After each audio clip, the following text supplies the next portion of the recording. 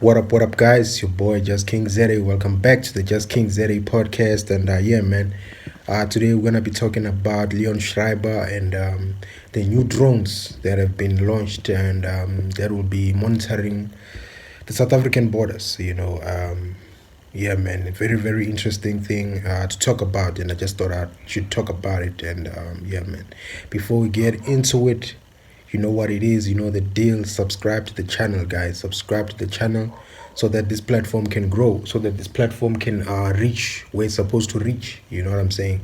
So that we can reach more like-minded people. The goal is to reach like-minded people as myself. If you support what I'm talking about, don't hesitate, so that you may be able to get my videos as I post them.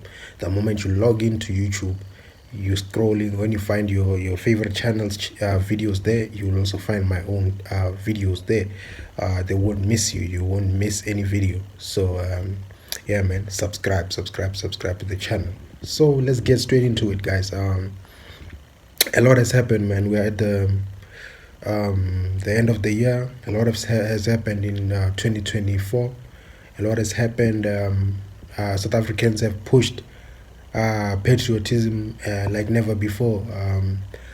This has been a year whereby the youth of this current day, the youth of 2024, is a youth that has fought for this country. It's a youth that has fought for the identity of this country. It's a youth that has made its mark, and made an identity for itself. The youth of this 2024 has fought for the identity of South Africans. You know what I'm saying? So we have really cemented our place. Basically, we've been pushed to a corner, and in that corner, we have basically stated our values. I've believed that the world was not familiar with our values. I believe that Africa was not aware of our values. I believe that older generation were not aware of our values. They knew that, no, let me not lie. So older generation, younger generation, everyone in South Africa was fighting. But I do believe that some old generation, they did not know that the youth of South Africa is aware, and they know who they are. And when their sovereignty, their culture is threatened, they know exactly who they are. I believe that a lot of people really thought that the youth of now were a bunch of baboons, a bunch of lazy people, a bunch of stupid people, a bunch of druggies, a bunch of all these type of things. You know what I'm saying? So I know that for a fact that even the women of South Africa, they thought that we are a lost cause, a lost generation, useless people. But we have shown that we are a force to be reckoned with. And if you want to come to South Africa and have a good time, you must please us. You must make us happy, or else you're going to have a horrible time. You're going to end up like Chidima. You're going to be running around, you are not going to get to taste royalty of being royalty in South Africa, or of being someone who's loved and cherished in South Africa. You're going to start to know that you have to earn success in South Africa. You have to earn the love of South Africans. You have to earn this market. It's not just a market of mad people who just support anything. No, we are a very awake market, 24/7 hour market. A market that is very of high value. In order for you to know this value, you have to be a true person. It's a market that judges you on the basis of the content of your soul, the content of what's inside, rather than your skin color. This is not a market that favors people based on if they are my brothers or my sisters. This is based on whether you are a good human being. Every Nigerian, every person out there will learn to respect this or die. Respect it, or you will not be able to maneuver in South Africa. In fact, your life will be in danger. You know what I'm saying? You must respect our ways. You must love us, or we won't love you. You know what I'm saying? It's not a threat, it's not anything. I'm just saying, respect South Africans, or you will you will know our wrath. You will know what we will do, and we won't stop at anything to push, to make sure that you know exactly who we are. South Africa is not a market of mad people. This is a market of the most sophisticated audience in Africa. Sorry, I say that with my chest. Excuse me. I say that with my chest. We are the most sophisticated market. We are a market that, look at Burna Boy. He tried to come into this market. He tried to think like he can do whatever he pleases into this market. He can offend us and then come back again and offend us. He learned the hard way. He learned the hard way. That man could not even sell 10,000 tickets for FNB Stadium. He left here with his tail between his legs because he did not respect the market. The market is bigger than the artist. No matter how far you go in this life, never think you are bigger than the market. The market is bigger than you. The market is bigger than everything that you can ever do. Disrespect the people and you will be disrespected. Burna Boy couldn't even sell 10,000 tickets in South Africa. Couldn't even sell 5,000 tickets in South Africa for FNB Stadium. The whole country mised him coming to South Africa. The country mised Burna Boy and said people didn't even lift a finger to spend their hard-earned money on such a disrespectful young man. Burna Boy is so disrespectful. He definitely comes from a place of, he's just, he is acting like a mama's boy. And if you look at him, it's like he's a mama's boy. And now he's behaving like a mama's boy. Who has no respect, no culture, nothing. Yet, this is the country. This is why they say, if you've never saw it in life, that that law that says never outshine the master is a real law, you should see it right now with Burna Boy. So, Chris Brown sold tickets in a few hours for 2 days. I believe, for 2 days, because they opened it the next day and still the tickets flew in hours. Just imagine. Burna Boy couldn't even sell 10,000, 5,000 tickets, 3,000 tickets. He couldn't even sell that. To show you that this is a very, very intelligent market of very, very intellectual beings, of the most highly valued market in the world. One of the most high valued markets in this world. Even Nigerian artists, before they blow up everywhere, they first have to blow up in South Africa to show you that this is a high-end market full of high-end intellectuals who appreciate art. So you must learn to respect the South African market if you want to go anywhere as an African, especially when you're in the arts. So let's get into it. Leon Schreiber must, and I repeat, must do well when it comes to these immigration issues. He must act as a person who understands that we have an immigration crisis. He must act. I don't care about anything else. I don't care anything that's happening. This is the biggest crisis we have in South Africa, the immigration issue, just like in the States. Immigration is becoming a dangerous, a bad thing, unmanaged thing that is just degrading this country, degrading the people, causing severe poverty amongst the population of South Africa, causing friction, causing a bad relationship across African countries with South Africans. It's something that is, if not managed properly, those xenophobic acts that have been done before, what's coming is going to be worse. It's going to be a genocide, probably, if this thing is not managed. Because no one wants to hear another person. I don't motivate genocide, not at all. But this is a crisis.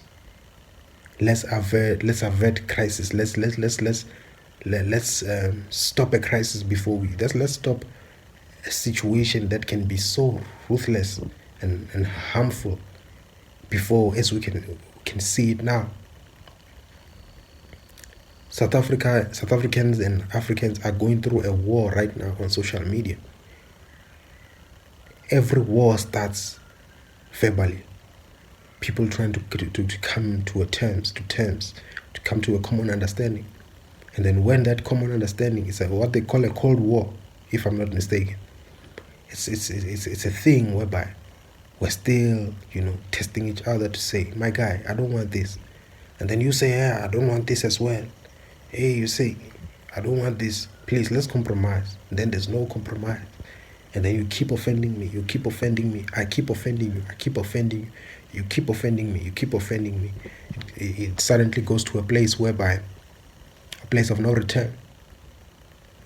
So, Leon Schreiber has a very big role to play, to avert a very bad situation from happening. If he can do what he's supposed to do in monitoring the borders, in blocking people from entering this country, in strengthening the borders, in canceling the IDs, the copies, the fake IDs. As he said that he was working on canceling about 700,000 fake IDs, copies. I'm saying, stolen identities. He has to do that. He has to finish that. It must not just be an idea. It must be a reality. It must be something that is done. Something that he can come back to us and report us, and show the proof that this is what has happened. We have successfully done this. And I like the fact that he's being accountable to us and being transparent and saying, we have successfully done this and this and that. We have sent back 30,000 people from the borders. You know what I'm saying? We've deported these people that we found at the borders, 30,000 or whatever, some in the country. I like when he did that.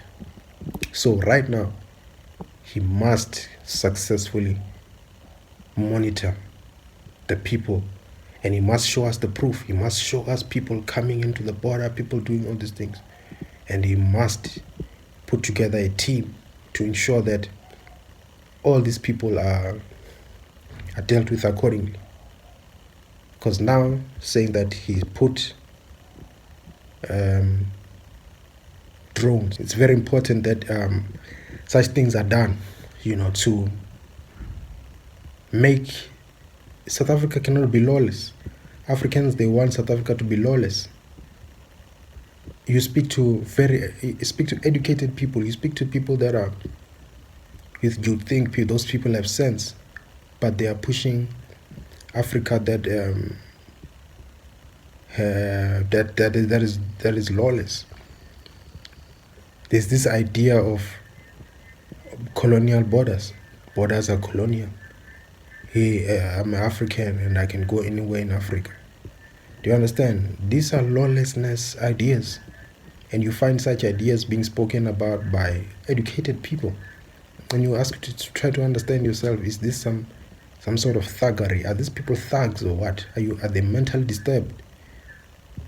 Are they mentally disturbed? So you mean to tell me that you want to break the law of all of Africa? Why don't you break the law of your country first? Why don't you break the law of your country first before you come in? You want to break the law of the whole Africa? What makes you entitled to the whole of Africa? Don't you think that every country has its own government, has its own officials, has its own chiefs, has its own traditional leaders, has its own whatever? You want to tell me that you can just come into anything in Africa? You mean even in olden times you could just go anywhere? No, you couldn't. You couldn't just enter a kingdom. You can't just enter any kingdom that you want to enter. You have to be in communication. You have to be this and that, this and that. You know what I'm saying? So in this world, we are in a world that is evolved, a world whereby there's borders everywhere. There's borders in the United States. There's borders in the, United States and Mexico. Canada and United States. You know what I'm saying? You go to South America, it's a border, it's a system that has been created that exists to ensure that, okay, these lands are for these people, they are a people, they are a people. It's been established, okay, these are the cultures of these people, they are a people, they have their own sovereignty. And now you, as one person or multiple people, you want to come and break the laws. You want to be lawless. Why can't you do it lawfully? If you want to do it, go to the United Nations. Start an organization. Go to the United Nations for Africa to be one. But right now, Africa is not one, so you can't break laws. You know what I'm saying? You can't just come and break the laws. You know what I'm saying? And then you think that you can just do whatever you want. No. The law must take action. And if you don't do according to the law, it means you're a criminal. And that's why we say, are you guys criminals? So South Africa has to act right. Leon Schreiber, out of all the ministers, all eyes are on you.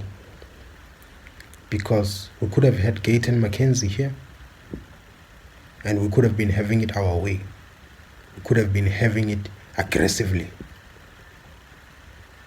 But instead, they put Leon Schreiber, and we are okay with that. Don't make us call Gayton McKenzie. Do the thing that you are here to do. We have a crisis. Act right. Act according to the crisis. Deal with the crisis with urgency. In South Africa, we are educated. We educated people. So you are educated as well. Don't treat us like pussies. Don't treat us like mad people. Don't treat us like we don't know what we're talking about. People went to school in South Africa. We learned about economics. I'm not even talking about university. I'm talking about high school level. We learned about economics. We learned about business studies. We learned about accounting. We learned about history. We understand how the world works. We understand how things are supposed to be. We understand the criminalities and all these type of things. We understand what should be done and what should not be done. We learned it in English. We are not some crazy people who don't even have sense. No, we have sense. And most of us in South Africa, we finish education, so we know all these things. So we have sense. So you can't come and do nonsense in front of us, or else there will be something you will have to answer. We might have to you don't want to test the level of our education. You don't want to test it. You don't know how far we can go outside of South Africa and deal with this thing. You know what I'm saying? We can go outside. We can go different platforms. We can start organizations to make sure that we deal with everything that you guys are doing, whatever agenda you guys are on. We can go against it. Because it seems like a lot of people they have this agenda. Even in the States, they had that agenda, a certain agenda of allowing foreigners to flood the country. I don't know what kind of agenda this is, but the people who allow this thing are people who benefit in some way from this thing, and they benefit from it alone, amongst themselves. It has nothing to do with you. It has nothing to do with me. It's just a way that they can benefit from it. I once heard some people talking about this thing, and it made sense to me that there's some way that these people, they benefit, because you can't just allow lawlessness. You can't just not allow for your people to benefit from their own country, and you bring people to sabotage their fight. You make them second-class, third-class citizen in their own country. It's not possible. So Leon Schreiber is putting in this what they call it, the drones, which will be monitoring people who are crossing the border, which will be monitoring the people who work at the borders. They will be monitoring everything that's happening there. They will be monitoring this crisis at the borders. And from there, data will be collected from all those recordings, from all that is being seen there. And action will be taken according to that information. So he says that that information, you won't, some of the people, you won't even be seeing that the drone is watching you. You won't even see it. You know what I'm saying? So that's the level of the technology that they are bringing. that the drone, I don't know if it will be flying way up in the sky or what, but, or will it be so small that you can't see it? You know what I'm saying? So it's highly possible, but it sounds nice, sounds great, but we need action. Not only do we need action, we need results. South Africa is a sovereign land, and it's South Africa for South Africans. May South Africans benefit off of South Africa. May South Africans go somewhere with their life in South Africa. May South Africans never be ignored in their own country. May South Africans become successful in their own country. May South Africans be able to provide for their family within their own country. This lawlessness, this diabolical behavior cannot happen under our noses. We can't be forced to run around the whole continent. Not even continent, the whole entire world. You find us now being, we're educated, and now we're forced now to go to the United States and work there. Which is a problem, because as South Africans, we've tried by all means to stay where we are and do the best where we are, and not take our strength and put it into these countries. We don't want these countries to milk. They are milking our resources now. They are milking our people. South Africans, we have stayed at home, and now this is a strategy to make South Africans also to run all over. Just imagine now in diaspora, we have diaspora South Africans, black South Africans. I'm not talking about whites, of course they are there, but I'm talking blacks. The majorities of South Africa now are in large groups of them are in diaspora. It's not yet so far, but that's what they want. They want us now to go and stay where they are and bring them the value, bring them the talent of Africa, of South Africa. We as South Africans have resisted that. But you can see they are calling us, which is bad. You don't want to stay in Europe. I don't want to stay in Europe. I don't want to stay in America. I don't want to stay in South America. I don't want to stay in Canada. Don't want to stay in Canada. I want to stay in my country. I want to build my country. I want to put my skills in my country. I want to put my education, my degrees in my country.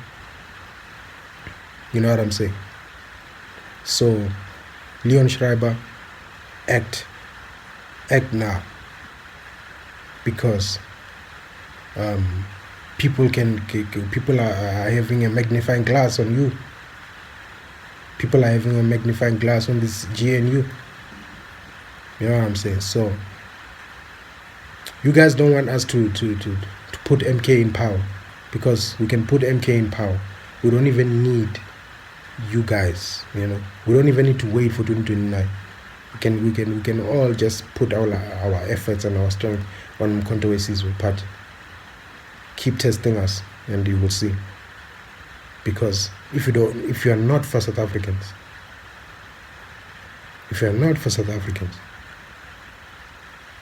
we can't be for you. Anyways, it's your boy Just King Zere signing out.